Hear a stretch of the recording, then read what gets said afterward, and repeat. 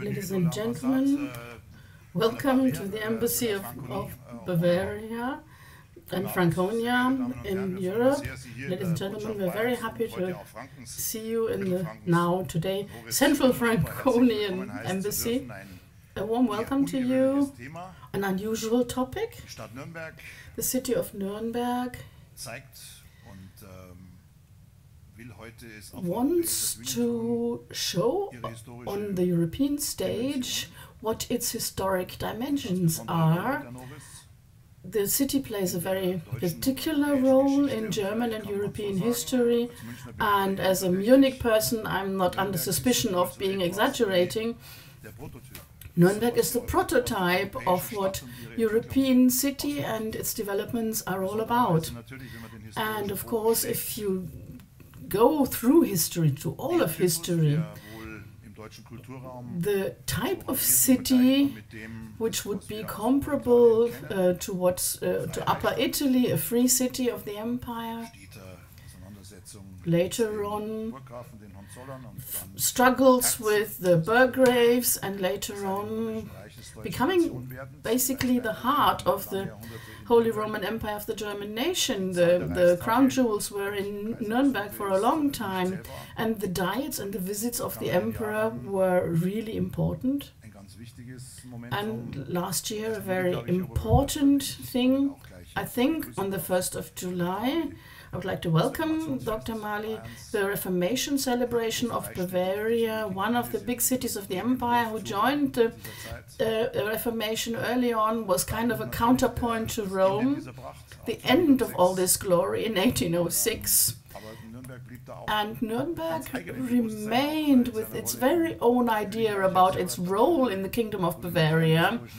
With my historical work about federalism in Nuremberg, I looked at Nuremberg. It's not a political movement. It was still very much influenced by the king, but they understood themselves as very political in Nuremberg. This year we will be celebrating 100 years of Bavaria, and we look at Nuremberg's role, particularly in the 20th century, in the Weimar Republic, and in the 12 very dark years. That's why I'm very happy to welcome the Lord Mayor of Nuremberg, Dr. Ulrich Maly. Nuremberg wants to deal with this very difficult topic, and I can really only be happy about this. Nuremberg wants to claim the title of European Capital of Culture for 2025. Welcome, Lord Mayor Maly.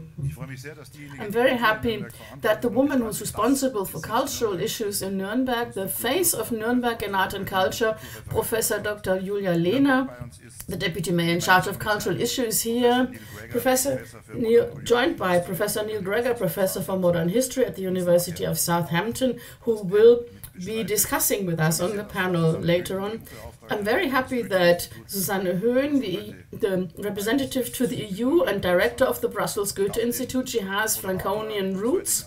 I would like to excuse Michael Husarek, who was to be moderating this evening. He's unfortunately not able to come due to illness. And I'm very happy that Professor Bühl-Gramer has taken over this job for tonight. Nuremberg was the capital of the movement, with one of the typical instruments of the Nazis. The role of Nuremberg as the secret capital, or one of the big metropolises of the Holy Roman Empire of the German nation, was abused by the Nazis. The party rally grounds, the location of the perverse cult of the Nazi party, the Nuremberg racial laws and everything connected to them, which led to the most horrible things that happened in Germany. One of the most horrific breaks with any culture, going to industrial mass murder of people, just because they belonged to a political orientation the Nazis didn't like, or to a race or a religion. Like other German cities, and I would also say that's for my hometown Munich, after the end of the war, the 0 hour, if that existed at all, Nuremberg had its problems with dealing with this historic heritage. But Nuremberg accepted this heritage. At a time, they decided to be proactive in this and to make something from this historic heritage, to turn it around, so to speak, to try and interpret it, to try and find out what might have led to this singular historical development, but moreover, to deduct something from this. The city of human rights, the way of human rights, also of course, the first hour, so to speak, the birth of all this was when the victorious Allied powers chose Nuremberg for the International Military Tribunal, which was also the hour when international criminal law was created, one of the major achievements of modern history. Nuremberg decided to deal with this and make this its core value for a city which has a major democratic tradition, has a proud social democracy with great names, important names of democratic parties, also of post-war Germany. Your aunt among them, your great aunt Käthe Strobel among them. She was the Minister for Family Issues, Dr. Oskar Schneider for the Christian Social Union. Nuremberg not only faces up to its responsibility, it creates standards in the way it deals with its past in the 20th century. And I would really like to emphasize this, also in the context of this possible application to become European cultural capital. We long for Nuremberg to have this courage, and we want to give a signal in Brussels to those who are supposed to decide. So we hope that they will listen. And I'm also like to welcome a member of the European Parliament, and Frau Westphal.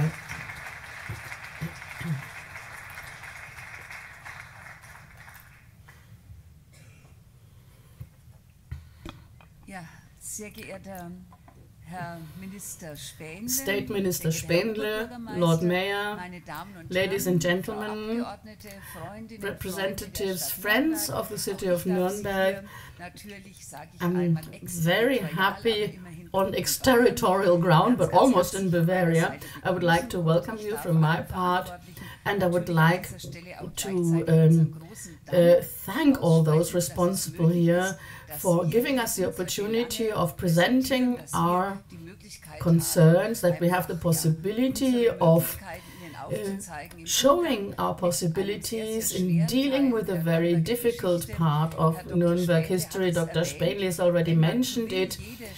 If you want, any German, any European city, of course, has seen these ruptures which always have to be seen in an international context. But if you look at Nuremberg's narrative, of course you think that it's like you have it in sharp focus what happened in German national and also European history. Short time ago, we had a visitor who was a culture manager from Brussels, and he told us, as Nuremberg citizens, if there is one German city, he would say Nuremberg would be the right city. So thank you very much again for giving us the opportunity so that we can show you or explain you the state of the art. What are we doing in a future-oriented culture of remembrance to deal with the difficult heritage of the 20th century? I brought a few pictures just to explain to you how we approach this. If we go back about 100 years, we look at this huge date, 1918, it was a time of great change in European history. It was not only the end of World War I, but first of all, almost everywhere, the downfall of empires and kingdoms who then became democracies. But we know that they had clay feet, these democracies. In 1923, in Nuremberg, only 5 years after the end of the war, a nationalist thought was spread. Although 17 million people had died in World War I, people again agitated for the next armed encounter. The National Socialists were among this group, led by Adolf Hitler, who at that time already appeared in Nuremberg. In the years 1927 and 1929, the National Socialist Party already held their first party rallies in Nuremberg. The reason was that Nuremberg, on the one hand, had very well-established and kindly disposed structures. They knew that the police would not really be objecting very much, and also Nuremberg, from its geographic location, was very fortunate, and also for the National Socialists it had the great attraction of having the backdrop of the history of the Reich. So basically this is one of the cultural political reasons. When Hitler came to power in 1933, the National Socialists completely appropriated Nuremberg completely and called it the city of the party rallies. What was even worse, in 1935, during the so-called Party Rally of Freedom, the ignominious Nuremberg racial laws were proclaimed. 80 years ago, was ist los? Ja, das kann ich nichts dran ändern. Das ist auf dem falschen Kanal wahrscheinlich.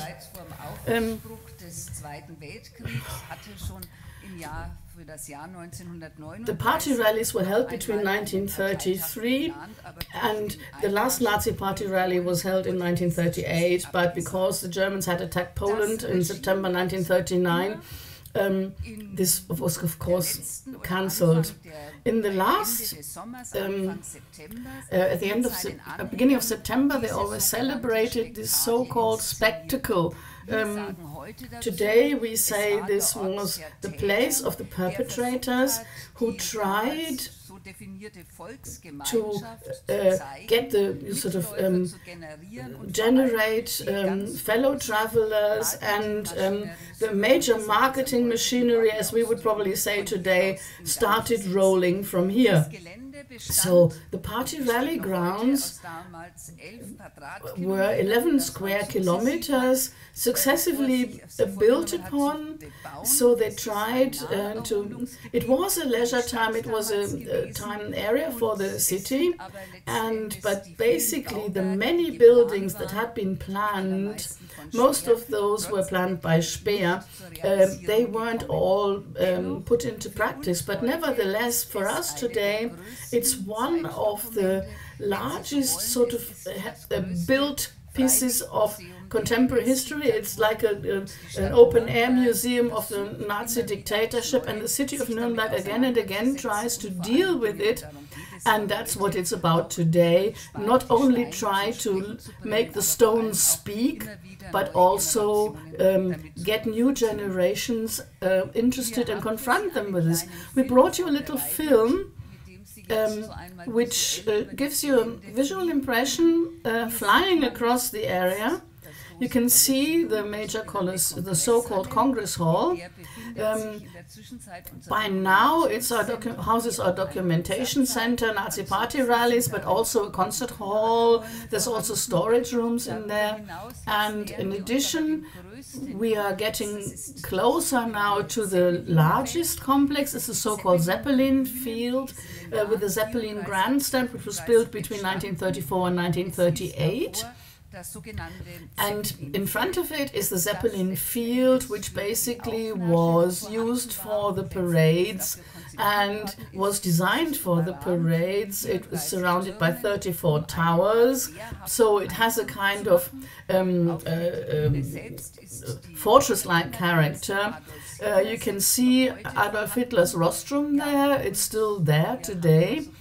And you get a little bit of a flyover. There were changes to the grandstand. There was a row of pillars which was blasted off. You saw them in the earlier pictures.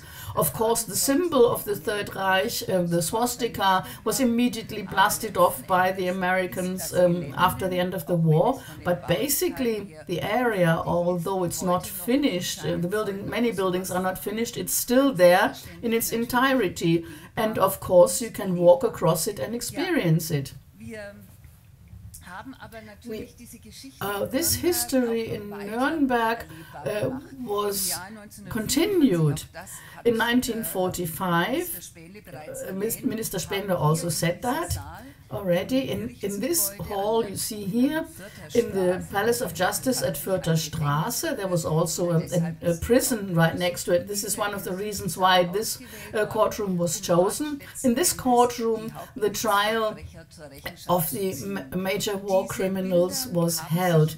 These images not only got engraved in our consciousness, but they went around the world, and today we understand it so that this was the foundation in a way for modern international criminal law. This is more or less where the path started, which goes to The Hague, the International Criminal Court of The Hague. Dealing with the Nazi past, of course, in the decade after the war was more or less intensive, depending. The immediate post-war years, in that time, people had a different perspective. They had to rebuild their lives. They had to find a place to live.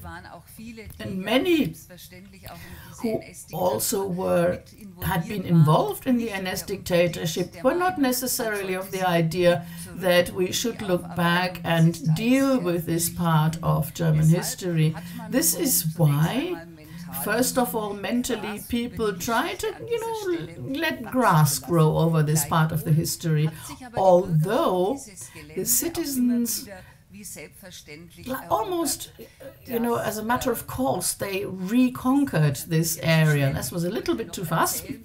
I wanted to say that the area was used for sports, and there's a car race going around the grandstand. Many people who are enthusiastic about tennis used to play tennis against these walls, but also it was also used for major pop concerts. In 1978, a major concert with Bob Dylan, which is still very important for the musical history of Nuremberg. It was only in the 80s, and now we come to this image, people started to be proactive in taking an academic look at this part of the history, more in a kind of temporary way. It was an exhibition called Fascination and Terror, and it was shown in the inside of the Zeppelin grandstand, and it was the basis of today's Documentation Center Party Rally Grounds, which was opened in 2001. Since then, there have been many there's a lot of academic research. I remember that at the chair for Franconian and Bavarian history, I was among the first students who got the task from their professors to take a more intense and a closer look at this time. Similarly, for many years, Courtroom 600 was a place thousands of people wanted to see, because they were interested in this part of history. And it was really only thanks to the commitment of Bavarian court employees that guided tours could go there. The municipal museums, more in a temporary manner, they had a little exhibition in the stairwell with some photographs, in order to later on, only in 2010, to open the so-called Memoriam, Courtroom 600.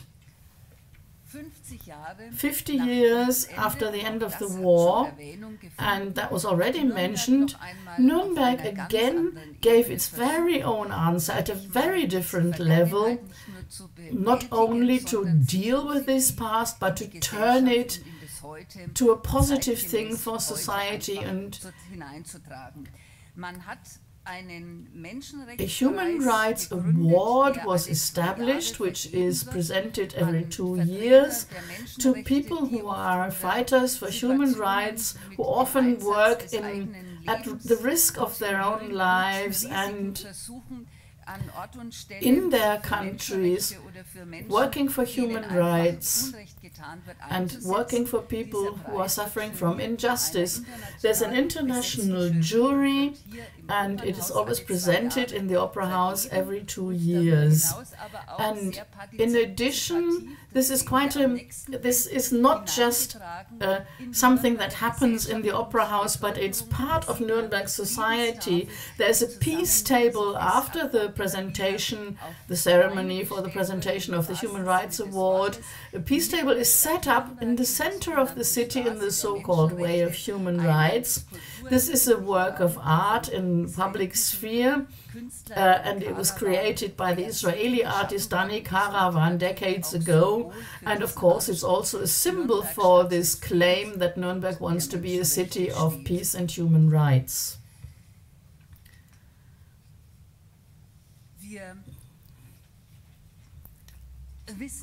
We know that today, over 70 years after the end of World War II, we have changed challenges in transporting this part of our history. We also know that annually thousands of people make an effort to come to this grounds.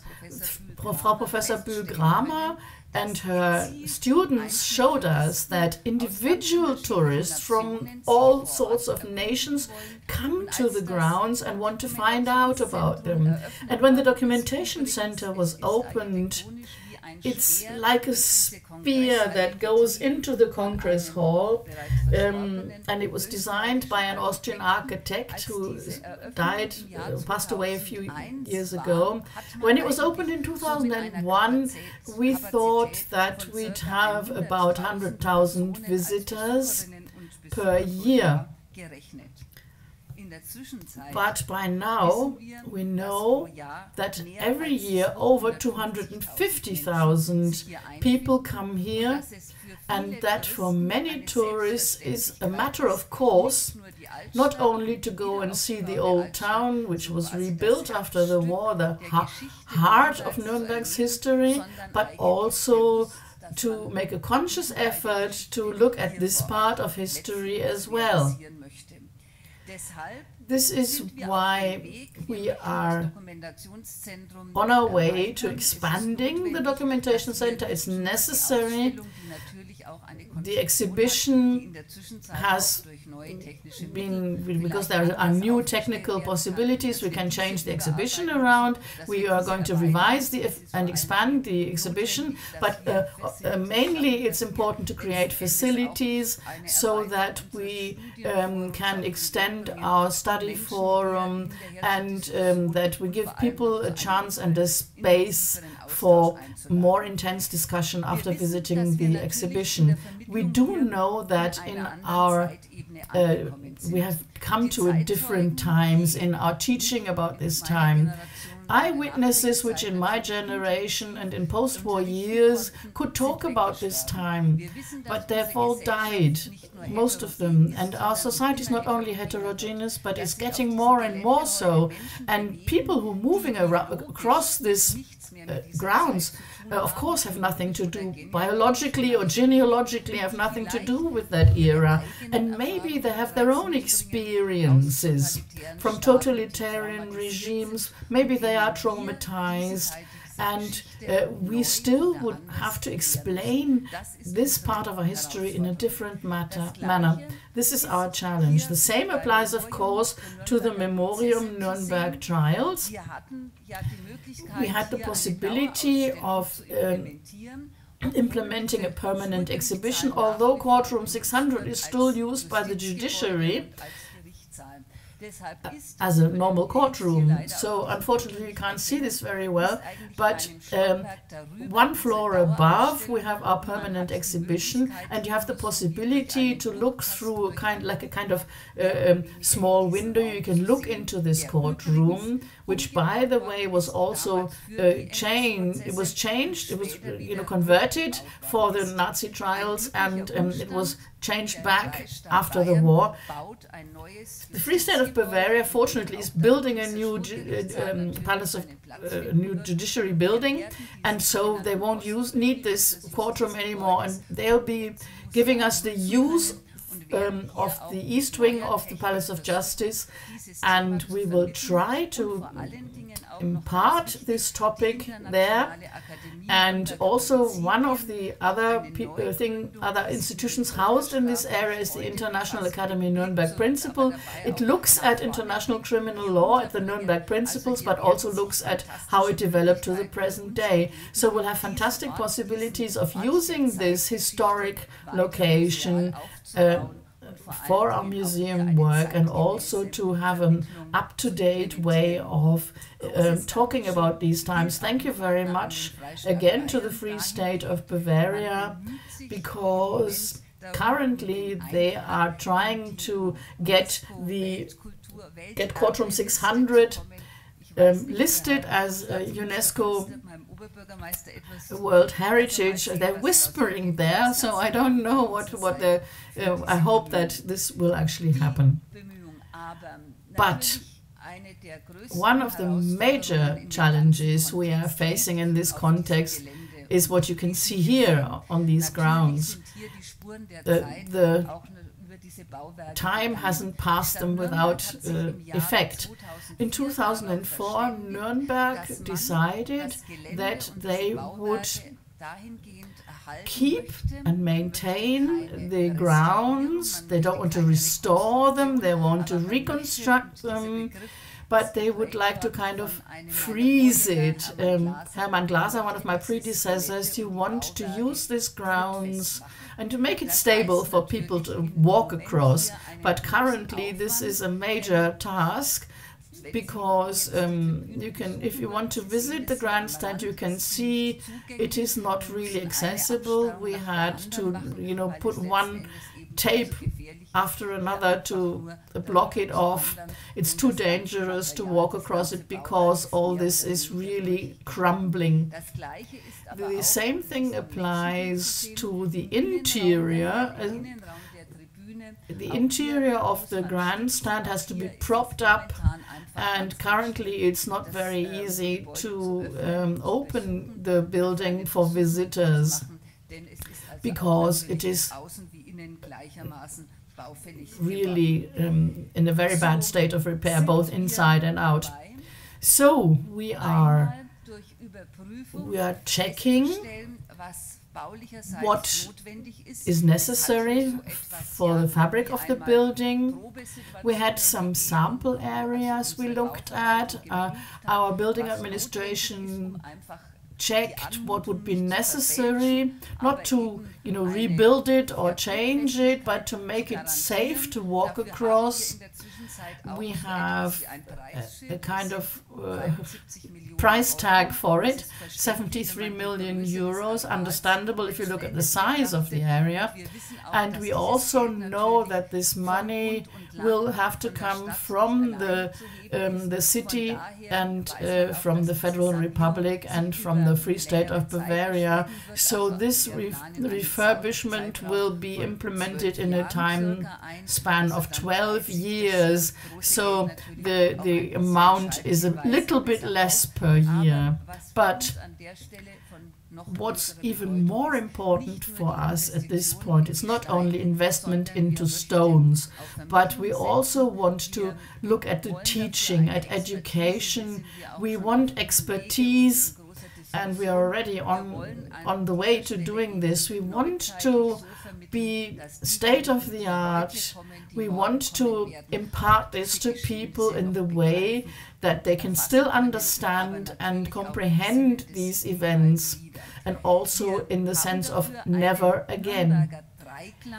We call it a Nuremberg triad, and that is maintaining, opening, but again underlined and with an exclamation mark in form. This is why so far we have talked a lot about maintaining, but discourse must go further than that. Particularly, what does it mean to open? And for this, particularly in this so-called Golden Hall, we want to open this up. Historians prove that this huge building of the Zeppelin grandstand is nothing but a major toilet facility. But this is a kind of sumptuous hall, which was called Golden Hall. You can see because of the gilded mosaic at the ceiling, but it was really only coined after the war, not by the Nazis. And we do know that legends are kind of sort of creeping up in people's heads, and that it's mystified in some heads. We want to prevent this, and we think that when we open the grounds, we must open this hall, for example, and we must talk about what the inside of this grandstand was, and we must make it accessible, and we must of course explain it. At the moment we're trying to do this, and we show you this image. It's not about the generation of the fathers, not about the generations of the sons and daughters. It's really about the generation of the grandchildren. And the grandchildren are supposed to understand and know this area, should deal with it in a democratic manner, but we want to give them adequate information to explain what happened then, how things came about, how things still work today, because a totalitarian system has the same mechanism wherever you go, and you can understand this when you look at these grounds. You heard it before, the city of Nuremberg tries to become European capital of culture in 2025. We think that particularly this place is something where we can make an important contribution. This should be a part of our application. Dealing with this part of our history in a didactic manner is like a European peace project, and a peace project which is worthwhile, a peace project which you can see as a reaction to war, flight and persecution and expulsion, and this could strengthen our democratic thinking. Thank you very much for your attention. I'm very much looking forward to the discussion, and you've already heard it that Mr. Husarek, who is the editor-in-chief of the Nürnberger Nachrichten, is unfortunately not able to be with us. We don't have a replacement. We have a real gem with Professor Dr. Charlotte Bühl-Gramer. She is a historian. Not only she's not only born in Nuremberg, she's also was also taught in Nuremberg. She studied at the chair for Bavarian and Franconian history, and she now holds a chair at the Friedrich Alexander University. She doesn't only know about history, but also about the way it should be imparted to people.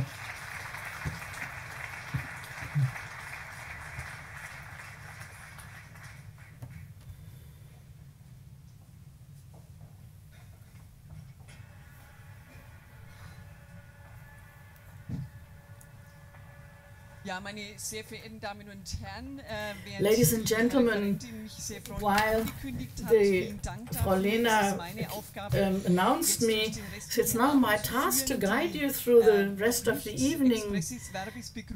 I would like to introduce the guests, but also, again, I would like to welcome all of you to our panel discussion tonight. Nuremberg, the European dimension of the city's history. Professor Lehner just gave you first impression of the Nuremberg locations of culture of remembrance and has already sketched some of the challenges, and while the guests have already sat down, and I would like to guide you into this area. The culture scientist Alena Osmond characterized the culture of remembrance as follows. I quote, "It's always about not just leaving behind the history which lies behind you, but to deal with it anew and in a new manner, to link up with it, because the point in present, which is the starting point for joint remembering, keeps shifting on the time axis, and so do the preconditions and challenges which are part of this act of remembering." In our panel discussion, we would like to discuss some of these current preconditions and challenges from the point of view of academia, education, and politics. And this is why I would like to very briefly introduce you to the panelists. I will keep very short, basic information. I'd like to welcome the lady in our midst, Frau Susanne Höhn. She has the shortest way here because she is the director of the Goethe-Institut in Brussels, has worked there since January 2014. She's the head of the Southwestern European region and representative of the Goethe-Institut to the EU. Frau Höhn studied German and French. She worked as a freelance journalist, and for many years she has been working for the Goethe-Institut since 1985. She's been working for the Goethe-Institut in various jobs. I would like to welcome our guest, Professor Neil Gregor, explicitly. He came across the water, a very short jump. He's Professor for Modern European History at the University of Southampton. He's an expert for National Socialist history. He's a long-term co-editor of the Quarterly German History, the Journal of the German History Society, and I may mention two books written by him from 1997, The Star and Hakenkreuz Daimler-Benz in the Third Reich, and in 2008 a book which refers directly to our topic. Haunted City was the title, Nuremberg and the Nazi Past. Professor Gregor, until today, works on these topics. His latest publications are a paper about Mein Kampf, Some Afterthoughts, or Sigmund von Hausecker, the Munich Philharmonic Orchestra, and Civic Musical Culture in the Third Reich. Welcome. On the very left from you, I would like to welcome Lord Mayor Ulrich Maly, who studied economics.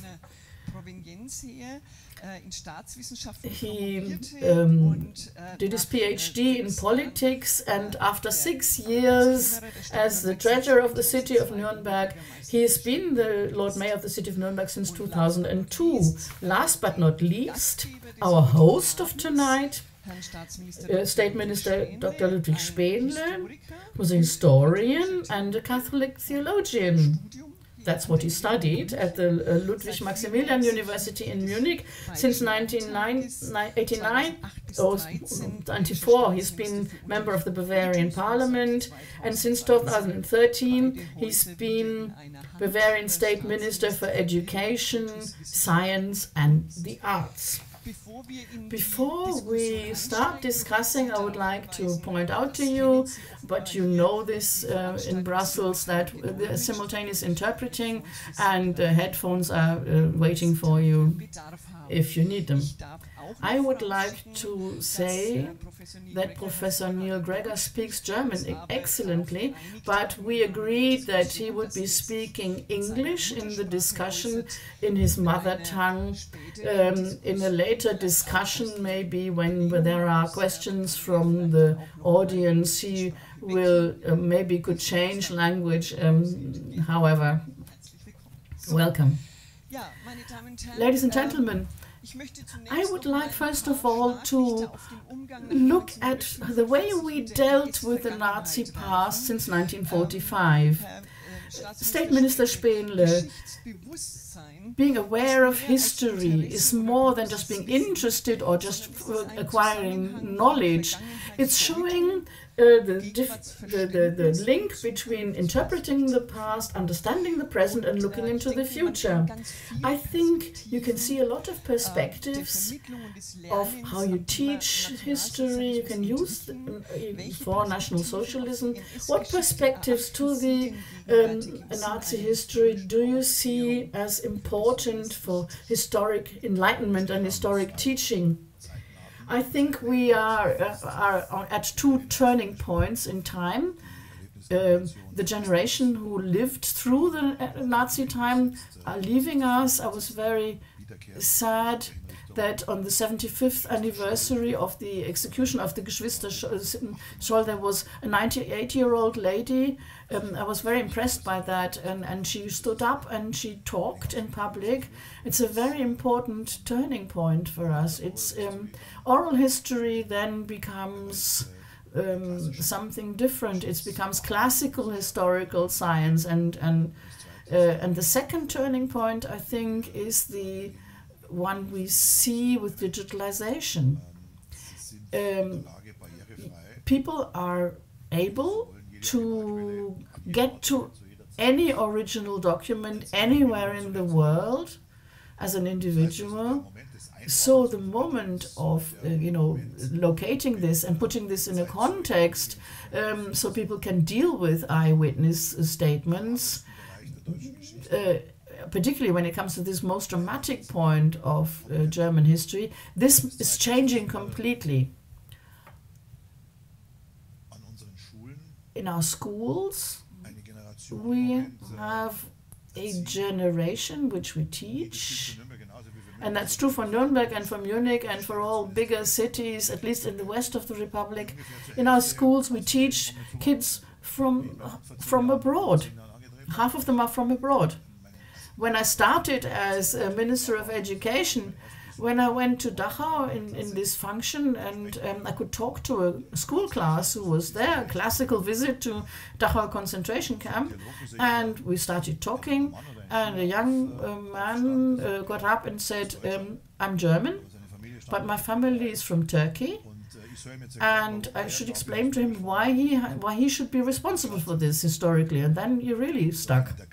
This is one of the central tasks that we have, to get across that basically the roots of the second democracy on German soil, which are strong roots, that these roots are in this break with civilization, and that we must get this across, that this should never happen again. But this has to be linked to classical forms of historical teaching. And again, this for a younger generation, which has completely novel forms and is used to completely novel forms of information acquiring, and we all grew up in an analog world, and for them it's completely different. My two daughters, 21 and 16, they get their information and they are in a household of a politician, but they get them from the classical electronic medias. So this is the way you have to see the way we teach now. It's a big challenge. This is what we have to do. Thank you very much for this first statement, State Minister.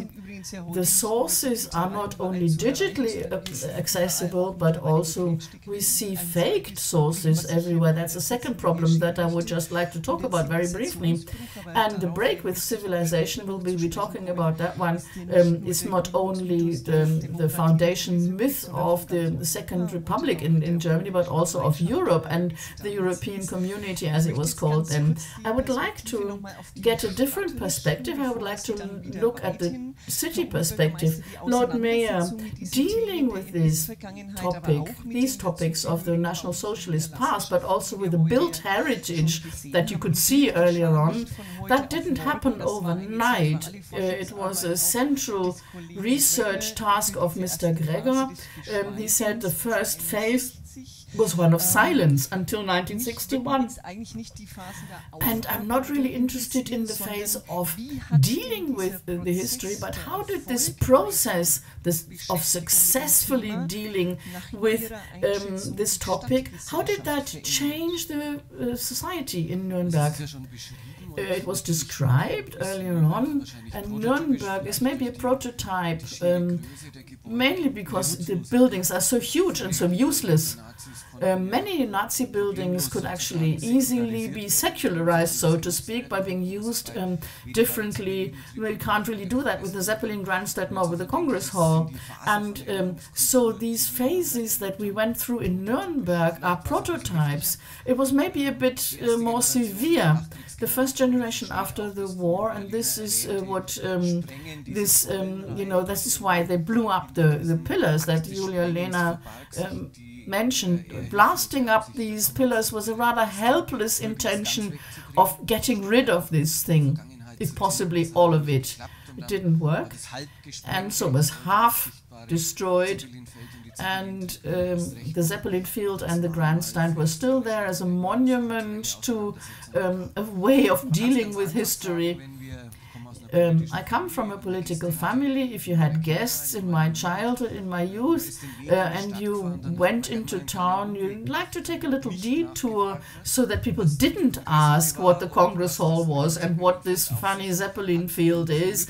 And when the documentation center was opened, and in some areas also with the first exhibition in 1985 with in the Golden Hall, you took your guests there. So the city historians and the city cultural politicians who dealt with this past did this on our behalf and helped us deal with this past.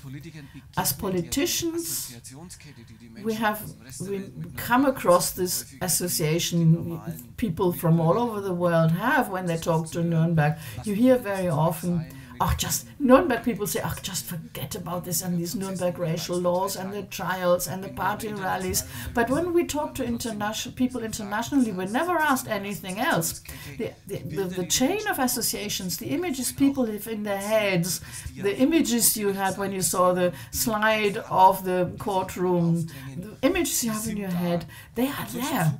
And so, step by step, this chain of culture of remembrance started with a documentation center, with a memoriam, so that people who don't come in guided tours and don't want to be taken around by somebody who is like a teacher can inform themselves about this. I think we have a very rare case with the memoriam where there were visitors before the museum was started, because people came because they wanted to see this room. And if they were lucky, there was a prosecutor who had a key and could lead them into the hall. Now we can do this much better, and in future we'll be able to do it even better. The question that was already discussed, what happens when the last generation, the people who were working the Flak and in the Volkssturm, they are all around 90. There's not all that many, only 8% of the German population have active memories of the Nazi time. So the story we tell is the same, the history we tell is the same, but unfortunately the topics are as up to date as ever. these things still work. They work with digital means, they work within the style of Goebbels, they work with mechanisms that the Nazis used, made perfect using their technical means of the time. We're not telling this history to a generation who can't go to grandparents, say, what did you do? If yes, why?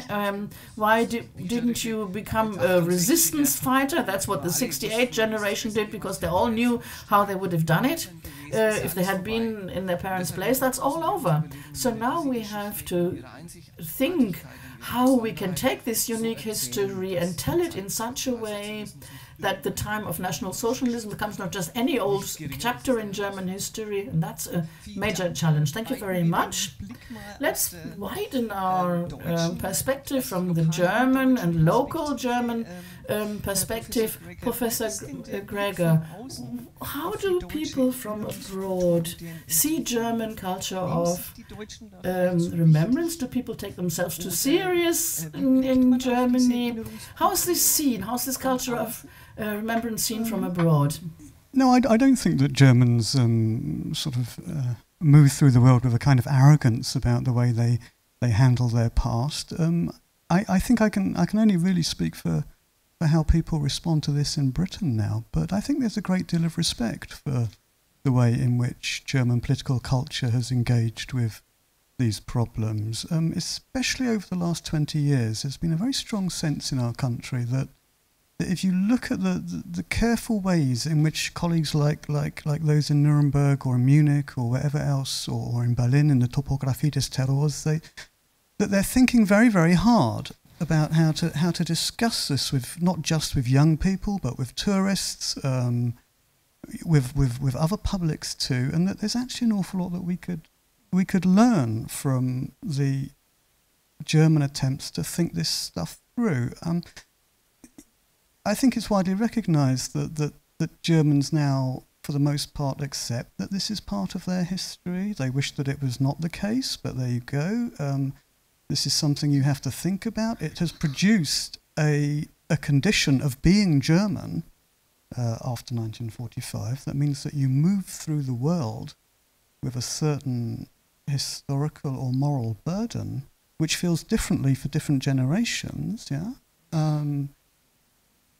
And which is changing, and I think understandably so. And that actually most other states, most other communities in Europe actually have a great deal to learn from Germany, including my own country, actually.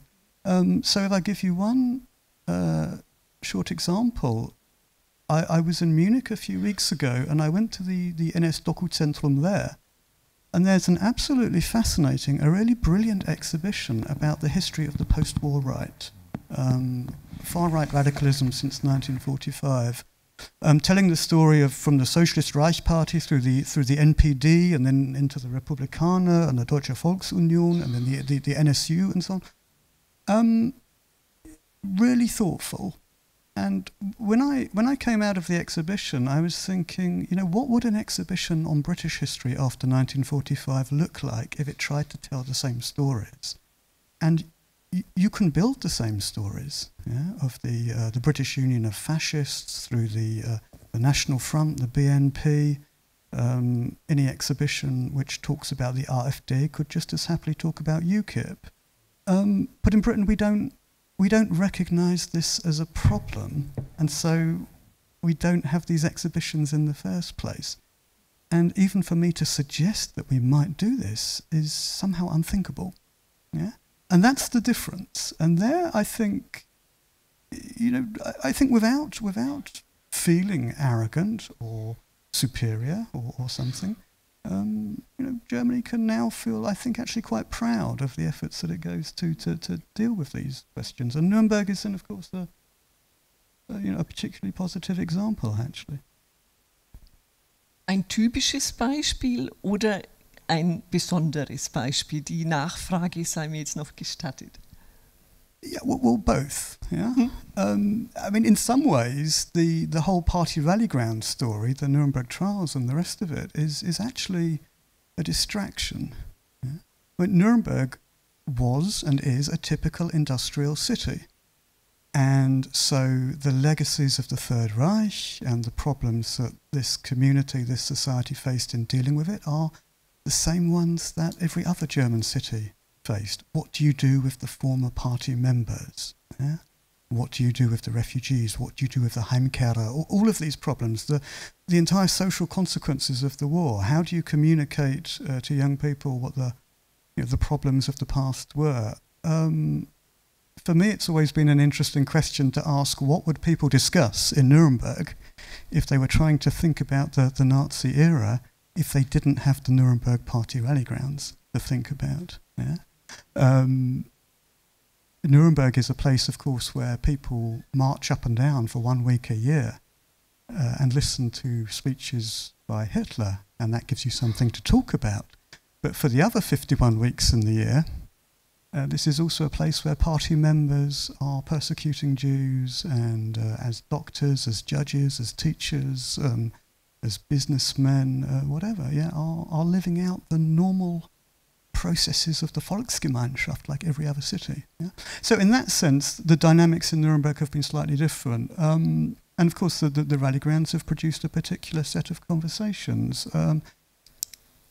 But certainly in the last 30 years, those grounds have been used very productively, I think, actually, and very self-critically to generate a conversation about how you might engage with this history. And then there are other dynamics too, of course, which have nothing to do with the rally grounds either. So this is a social democratic city. The conversation about the Nazi past has developed slightly differently to how it might develop in a more conservative city. It's a city in Bavaria. The conversation evolves slightly differently to how it developed in former Prussian cities. Yeah?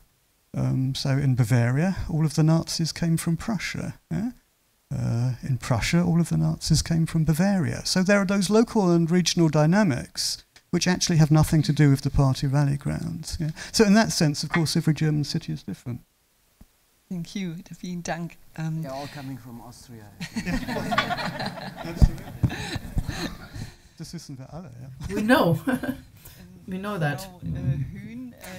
Frau Höhn, the work of the Goethe-Institut, and that's a completely new perspective, also has the task of making German culture visible abroad and start a discourse about German culture. A naive question: what role does the German Nazi past play in everyday work of the Goethe-Institut?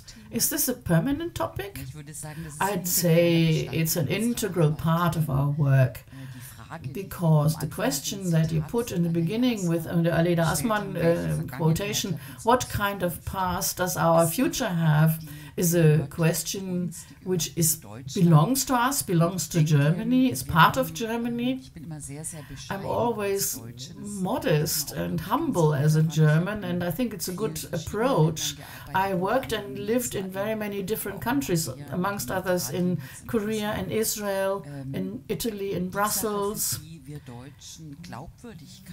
What makes us Germans credible again is the way we dealt with our past. 2 weeks ago, we had an event here with 2 historians, and the Polish historian Borche said he does know no other country that goes into such depth when dealing with its history. A history, as we all know, was awful, which is a heavy burden on us, but which we addressed with openness and with a great readiness to discuss. And I think this is what created trust abroad for Germany. I think Nuremberg is a symbol for this Nazi past. In all countries where I worked or when I talked to colleagues, there's always a little twitch when people say the name. And you have to know this, and you have to address this in a very open manner. We deal with this topic, but we also transpose it. And I think that's what the discussion is about. How do we deal with this past today? And how do we deal with the topic of totalitarian regimes, totalitarian states, dictatorships? How do we deal with, preventing things at the very beginning? The Goethe-Institut not only teaches about this topic in the responsibility that we have and that we should pass on to coming generations, but also we talk about the process and the experiences we had in the past decades. How did we try to cope with this past? And how can we start a discourse with other countries which are looking at the same questions about their past? 2-3 examples. Colleagues in South America are currently looking at the topic dealing with the past of a violent regime. Or we have a major conference in Russia together with colleagues from Britain, France, where together as Europeans we thought about how could we deal with the past, or at the moment what's really important, the Balkan states.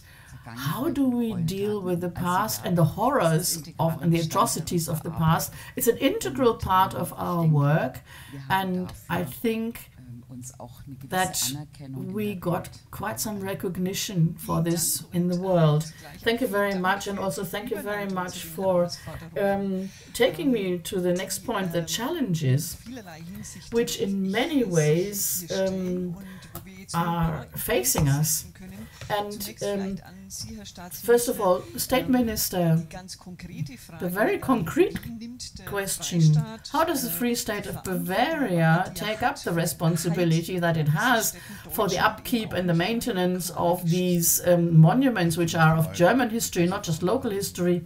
First of all, it's not only the municipality and the Free State of Bavaria, but also the Federal Republic. Just a little remark towards the Goethe-Institut, and the headquarters are in Munich. It's a new building from the 1980s or early 90s, and in the 80s. And the main front of this building is on a big northwestern city. But for the postal address, they didn't use the name of this big city, big street to the northwest, but a small side street, because the major street is called Dachauer Straße. I don't really have to say this. Helene Weber Allee is the little street. The situation you can only find in Germany. And may I say something about this? I was press speaker for the Goethe-Institut at the time in the 80s, and I was particularly confronted with this topic, that the population thought that Dachau is just that people were shocked in Bavaria to say, why did the Goethe-Institut use the side street for its postal address? But we were confronted with the topic that from all over the world we got letters saying, how can you, a cultural institution, be at Dachauer Straße? We then decided to use the side street today. Goethe-Institut is on Dachauer Straße because today the time is ready for it. In the 80s it wasn't.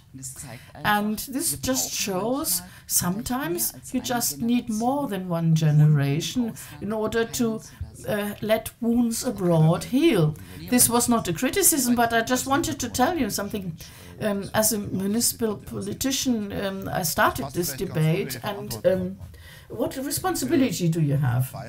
For Bavaria, I can speak for Bavaria. I can talk about 4 locations where you can show this. That even sometimes people said, I want to go to Dachau, I want to go to Flossenbürg, the concentration camps, Nuremberg and Munich.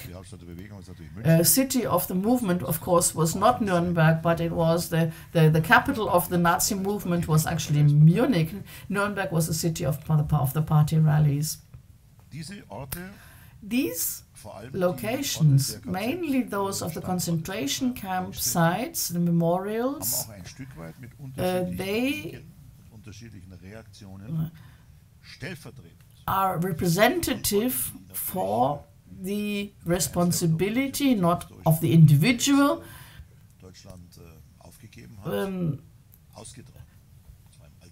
they brought this to everyday life, this responsibility. This developed over the decades.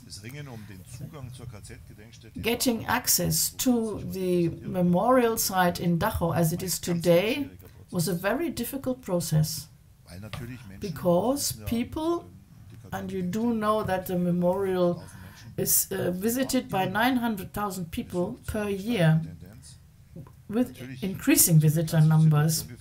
But you have the classical situation, how can you live next to this place? And more dramatic even, because it's much stronger embedded in the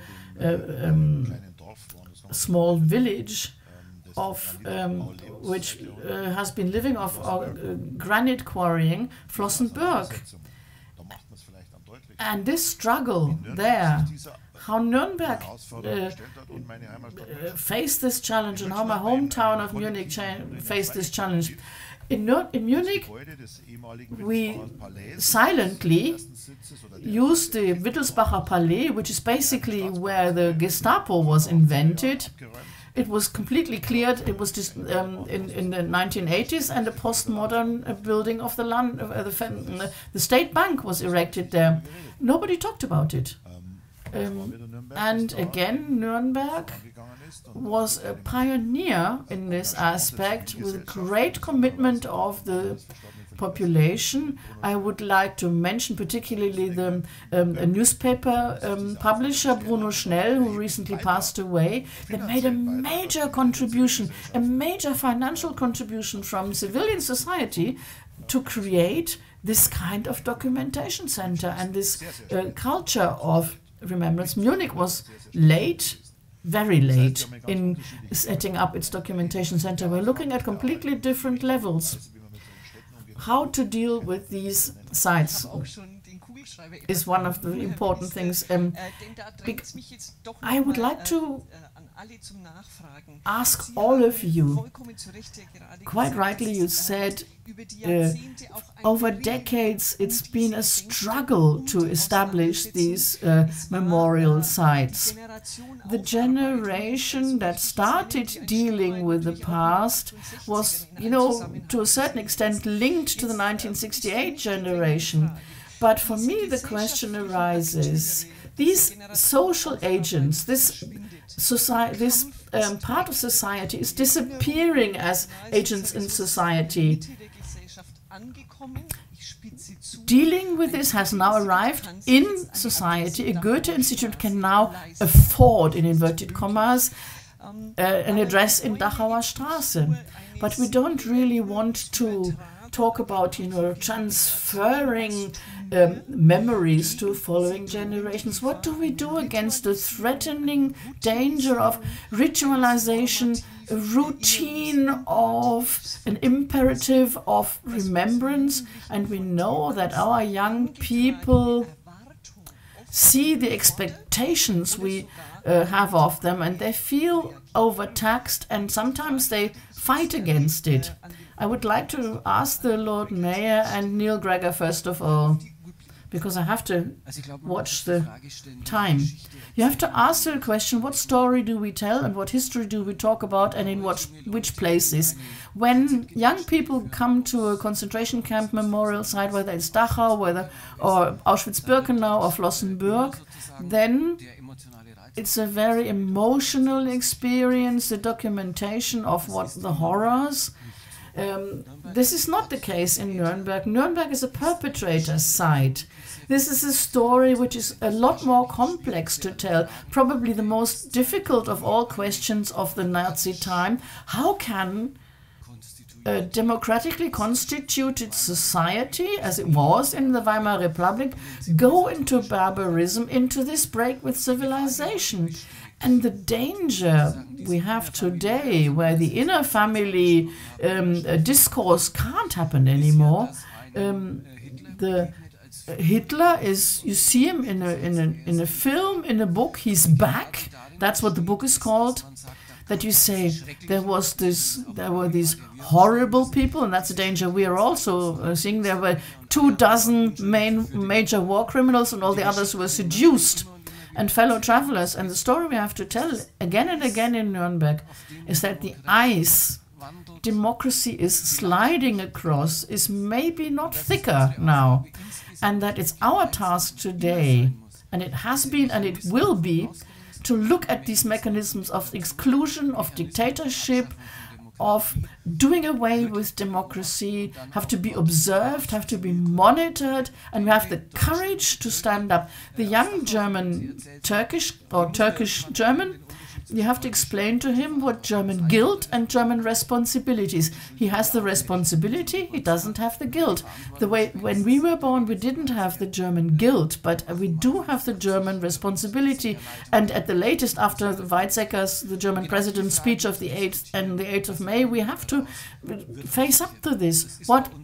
It becomes more important to find what do we learn from this. Look at the perpetrator side, the staging.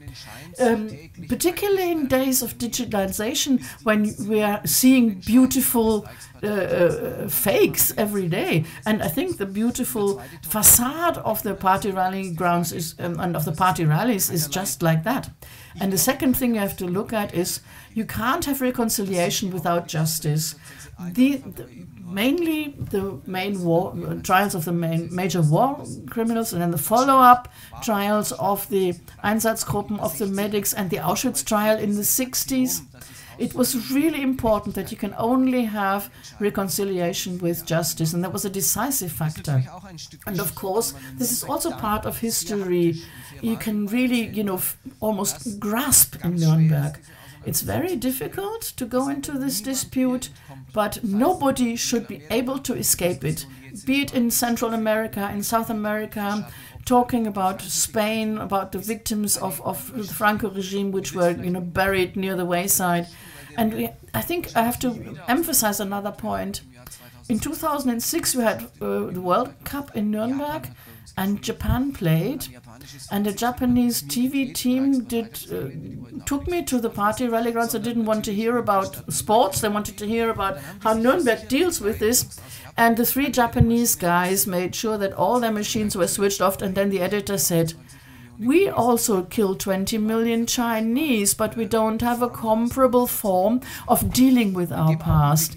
And then it became clear to me how timeless this necessity is of the things that we do as a place of the perpetrators. Thank you very much, and I would like to ask the historian again. In European perspective, can history, as Nuremberg's history of the National Socialist era, of the Nuremberg trial, can this be used as a pool for dealing with the violent history of the 20th century, or are the specifics of National Socialisms, will they be getting lost? How globally can we tell history? I think I agree with the spirit of Mayor Maly's comments, really. To go back to your previous question first, yes, 10 years ago one had a feeling that the old kind of divisive political arguments that the 68ers were fighting out had lost something of their brisance, and that this was perhaps getting a little bit formulaic and a bit ritualized, and that if one was talking to students about this, one was engaging for them in a form of intellectual tourism where you go to the past and you look around and you see that it was very bad, and you come back again and it's different now. But the events of the last 10 years have given our efforts to talk about this and teach this stuff a new sense of relevance. So when you talk to students about the Nazi period, you don't have to try hard to get them to raise their own questions now about the emergence of the far right, about racism, about the destruction of democracy, about what the forces are that are driving that, whether it's, Stichwort populism, or whether these forces come from the centre of society. Yeah? It's much easier now to look at the assumption or the takeover of power and the mechanisms of that in 1933, and to say, look, here are the forces that are trying to destroy an independent judiciary. This is why attacks on an independent judiciary in a European member state matter so much, right? These people are the guardians of the Constitution. We can see this happening before our eyes. So these things are relevant now, and it gives our teaching renewed purpose, but also renewed ways in. What we can't do anymore is take students or school kids and show them these marching Nazis in their black uniforms, completely anonymous Germans from back then who have no individuality, no sense of personhood, and who might as well be members of the Ku Klux Klan, yeah? And just say, oh, look at those Nazis, don't be like them, be like us, good Democrats. Those kind of platitudes don't work anymore, yeah? Those are the kind of platitudes which lead young people just to go like this. Yeah? But we don't need to drive our conversation in that way. So to come on to your second question, can Nuremberg be used there? Of course it can.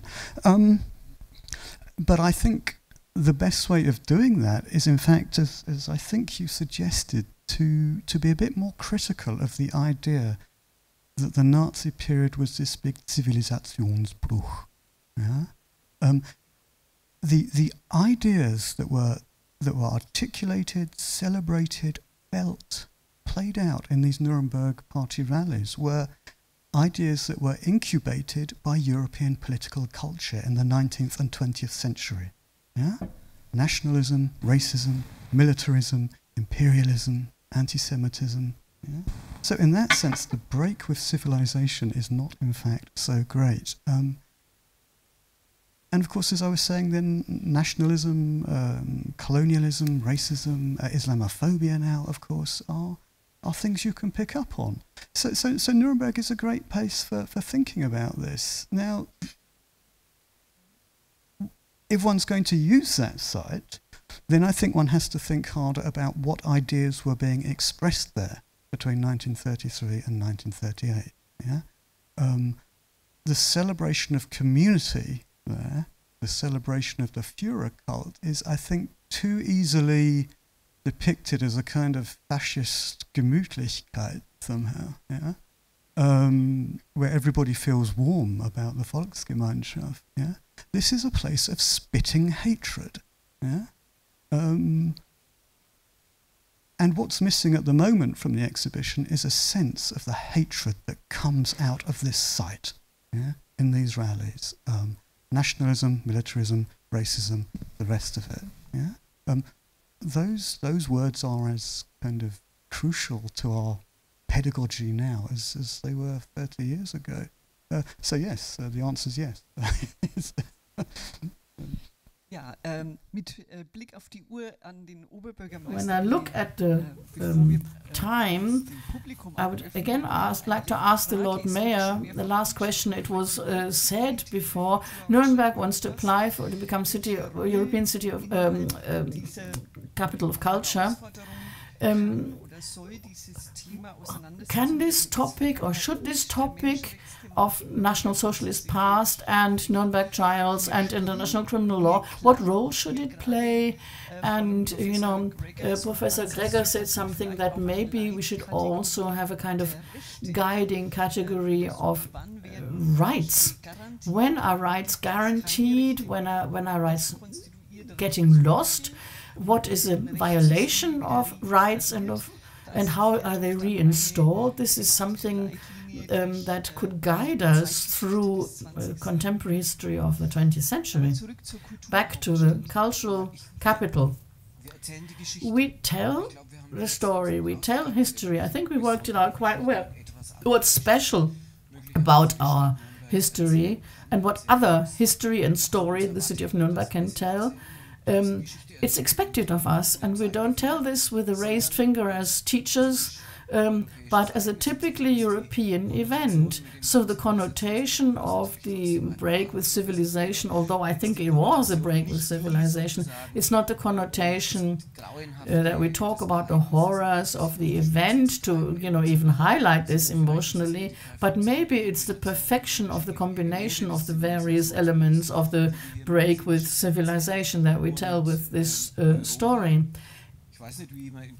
Europe, and I don't know how Brussels will react to this, we have to show the European dimension for the application for as capital culture. It will not be it will not be our Europe of national states united by a treaty, but the idea of Europe with all its difficulties and its breaks and its problems and its attempts and its failures. And this, of course, won't be all that we want to do in this year, but the cosmos of what today we said about our culture of remembrance can be added to this application, but it's not just added, it's an essential element if we want to apply, and it's a culture of justice. Thank you very much. I would now like to give the audience the chance to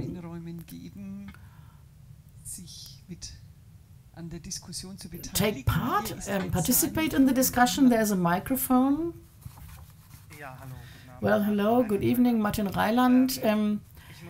I must admit, the discussion disturbed me a bit, because my impression is that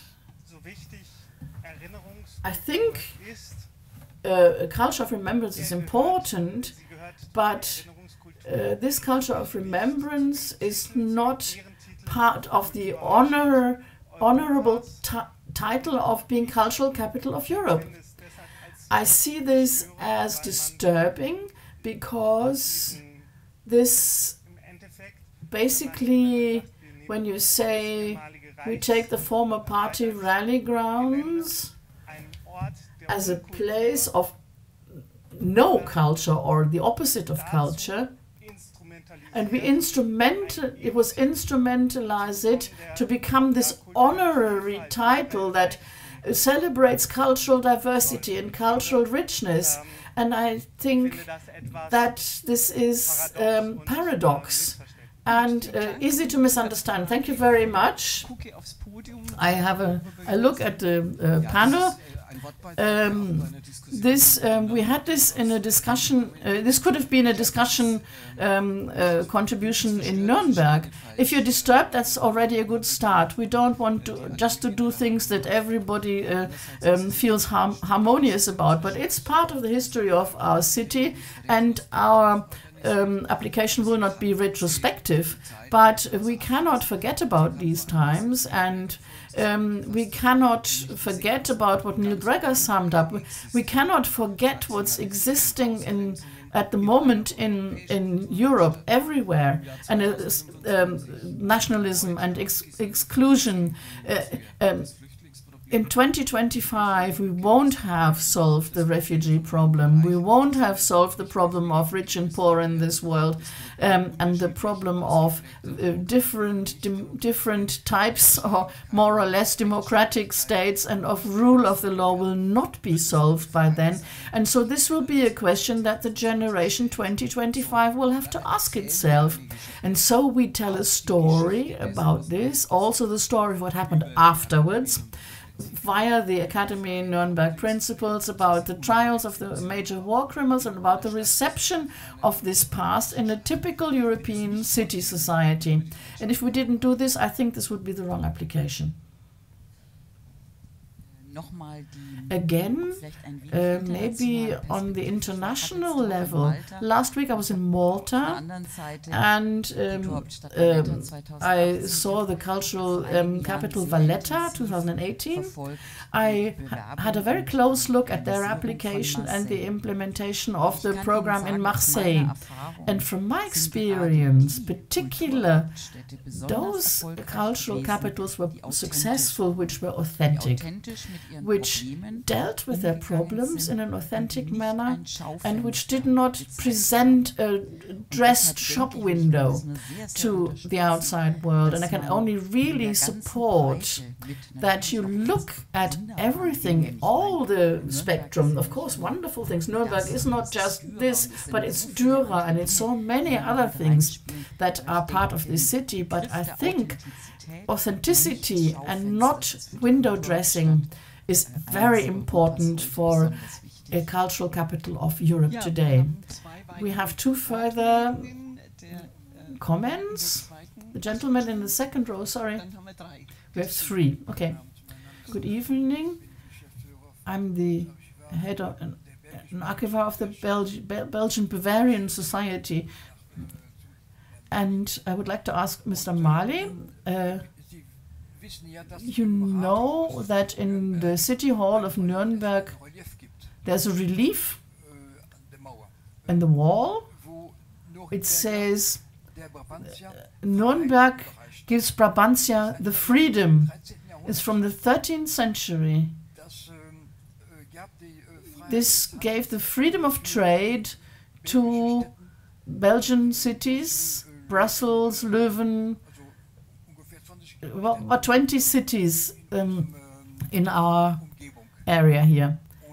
And this trade was possible. The tradesmen from our area could freely sell their goods in Nuremberg in the 13th century.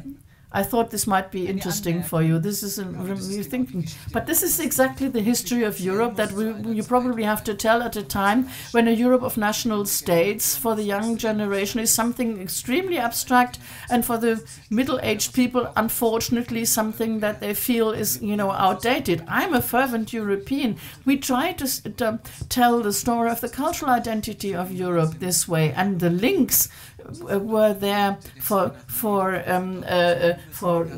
centuries. The Porta, the Tedeschi in Venice, for example, and so it was good. It was good that way. Sorry, I can't hear what the gentleman is saying because he hasn't got the microphone yet.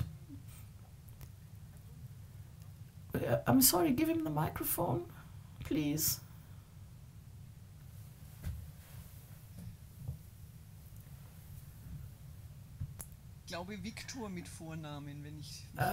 The answer is Victor, but I really don't know what the question was. Thank you very much for this contribution. Even in phases of intensive interlinking and cultural exchange, these are not a guarantee that these systems of peaceful exchange and coexistence can't be corroded and can't collapse. And I think that's a very important link. In 1971, Zeit said Dürer statt Führer, Dürer instead of Führer. Now we can say that is a very meaningful combination of all phases of the city history from a European perspective. We can link them all up because they are also interlinked. But there were two further comments. One gentleman in the second row. Hello. Carl Philipp Schmidt is my name. Thank you to all the panelists. I have 2 points I would like to address. I thought, what kind of signal do we send to the world if Nuremberg becomes cultural capital of Europe? You said if you hear Nuremberg, everybody twitches a bit. And 20 years ago, when the Goethe-Institut was in Dachauer Straße, people didn't just twitch. I don't know whether this is a discussion, as important as a culture of remembrance is, that's not the point. I mean, it's beyond debate. But we send the wrong signal to the world. I think, I can imagine that many people also, if the AfD is in the federal parliament, and you hear that right-wing parties are in the German parliament as headlines, and then you come to this idea when you hear Nuremberg, you think, how can in Europe a cultural capital be called Nuremberg? I think this is a problem that I didn't find was addressed in the discussion. Minister Spaenle?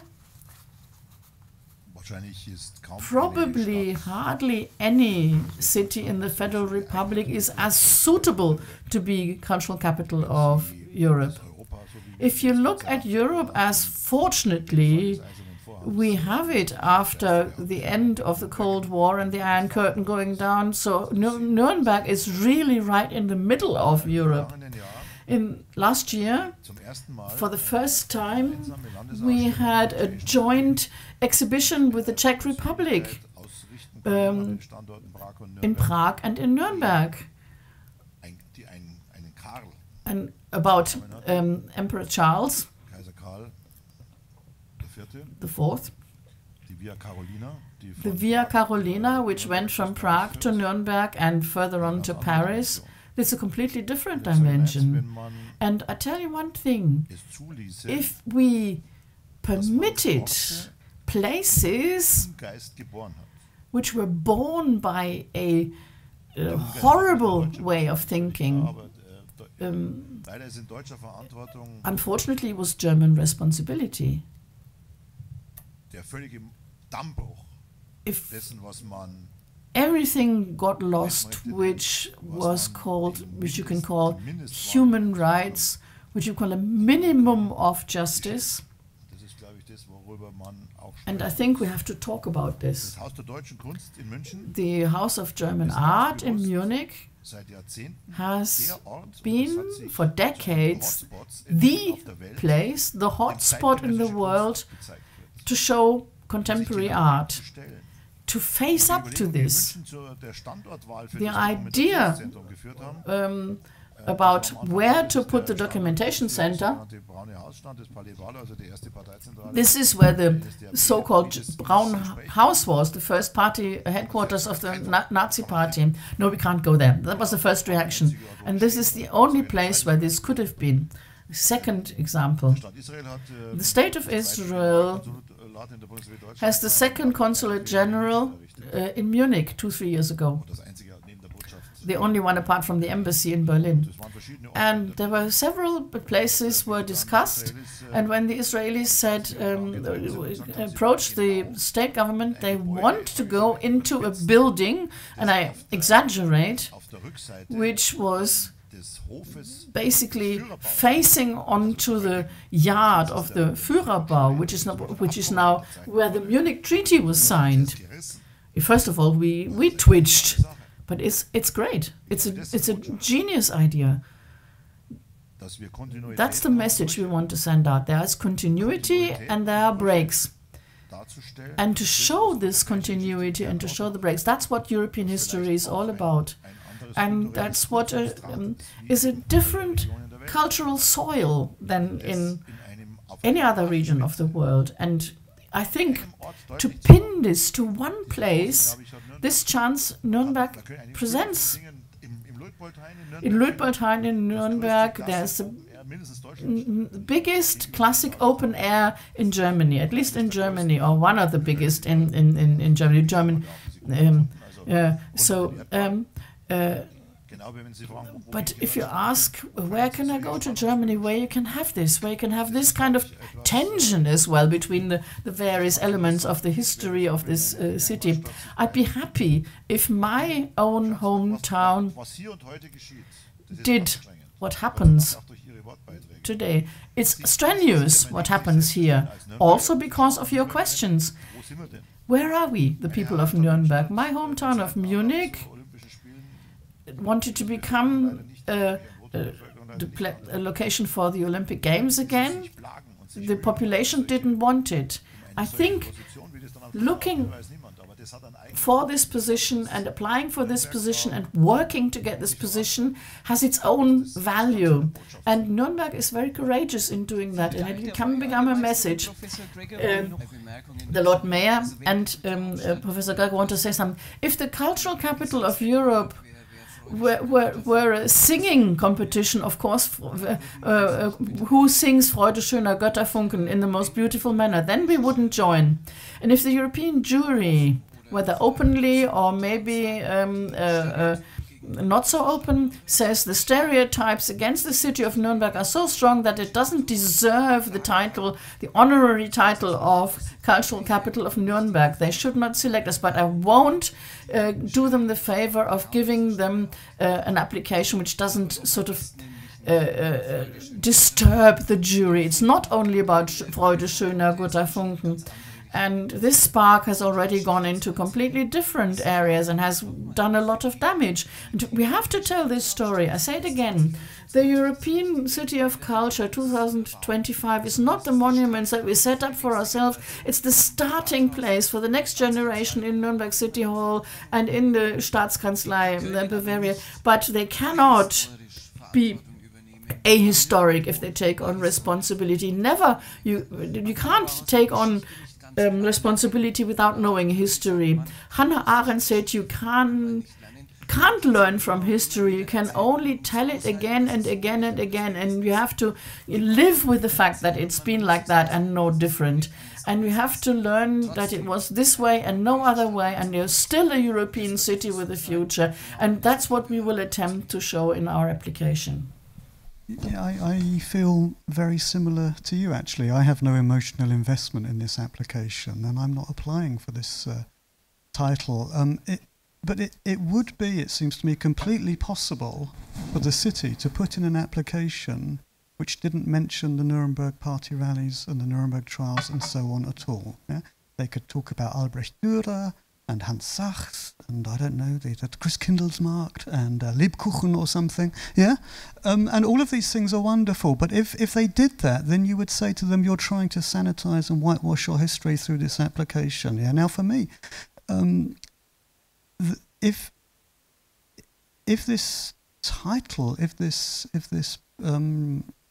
competition has any value at all, it has to be based on the idea that culture is not a realm that is free of politics. Yeah,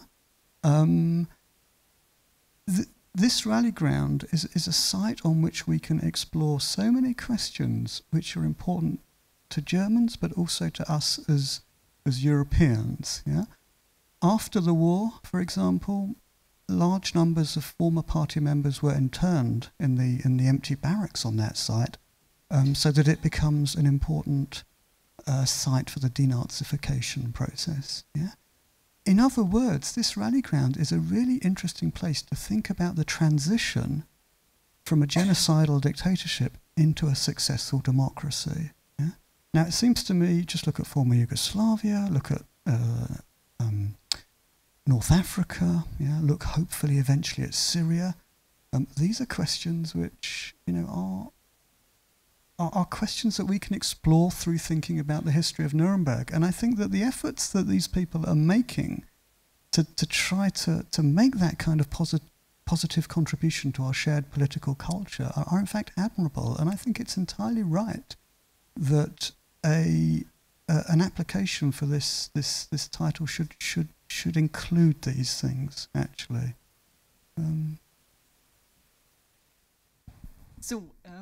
Now, looking at the time and looking at the organizers, I think we can only have this one comment from the floor.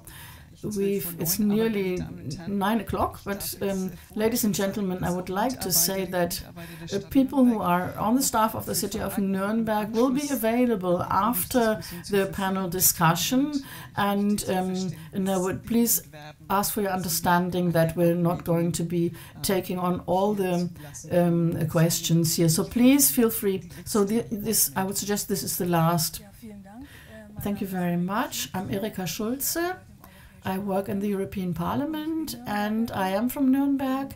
And when you said, oh, this is, if you look at the Nazi past and Nuremberg as a city of culture, that doesn't go together. I thought it's part of the city. And that's how I grew up. I grew up with this. And in no way can you leave this out and deny it. But also, before your remark, I thought that the way you presented it here, it became very clear how hard this part of history is weighing on the city. This poster, Nuremberg, a city of peace and human rights, was hardly mentioned. And if I look at your definition, how memory should happen and how remembering should be done, we should look into the future. And particularly now, it's very important as an alternative to the politics that are just offered on the right end of the spectrum. There are alternatives, and it's worth looking at them and emphasizing them. That's what I wanted to say. Thank you very much for this contribution. You said that the motto Nuremberg as a city of peace and human rights did not get mentioned enough today. Maybe the reason for that is that, in my opinion, the presence of this commitment of the city to human rights with the Human Rights Award basically is, as far as I can see it, has had a lot of public exposure, let's say, but how we deal with our National Socialist part also linked to the question of human rights and of the present and future relevance of for coming generations. I think that was was the focus and was meant to be the focus of our evening here.